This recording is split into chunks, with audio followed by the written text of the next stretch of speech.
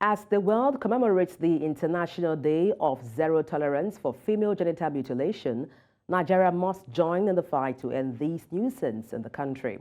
With the theme, Her Voice, Her Future, the government, non-governmental organizations, faith-based organizations, and communities must lend their voice to making sure they protect the sexuality of young girls and women.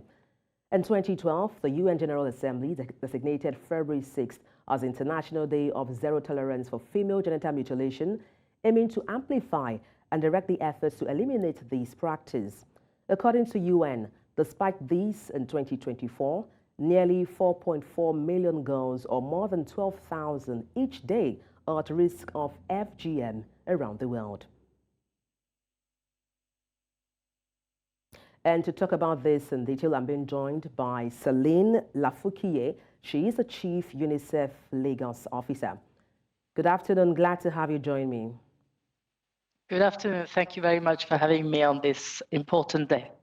All right, let's get straight into it. Now, looking at the United Nations targets to end FGM by 2030, but looking at the current trends we have as at now, is these targets achievable?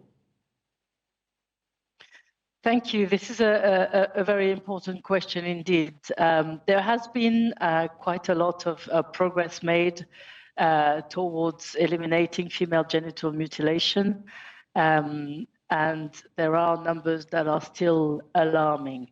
So allow me to say that 30 years ago, about 3 times the amount of girls that are at risk of facing female genital mutilation today were at risk. So we have made progress. However, as we're looking in the Lagos and the region, the prevalence of female genital mutilation, in Nigeria is still the highest in the southeast, with 35% of 0 to 14 years old girls being affected, followed by the southwest with still 30%.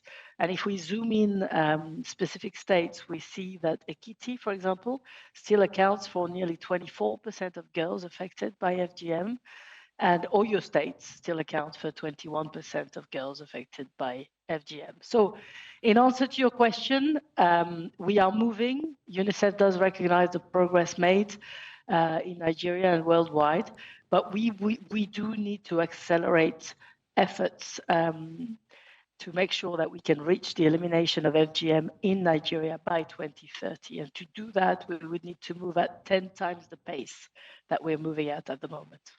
Celine, talking about efforts, take us through some of the survivor-led initiatives designed to end FGM practice in Nigeria. Thank you for this question. So female genital mutilation is very important to understand. It's a human rights violation. So supported by the Violation Against Persons Nigerian Act, which was put in place in 2015, the partners have started the Movement for Good, together with UNFPA, UNICEF, started the Movement for Good to make sure that we can amplify the voices of the girls and women who have survived female genital mutilation, with a view to make sure we give them a voice to start with.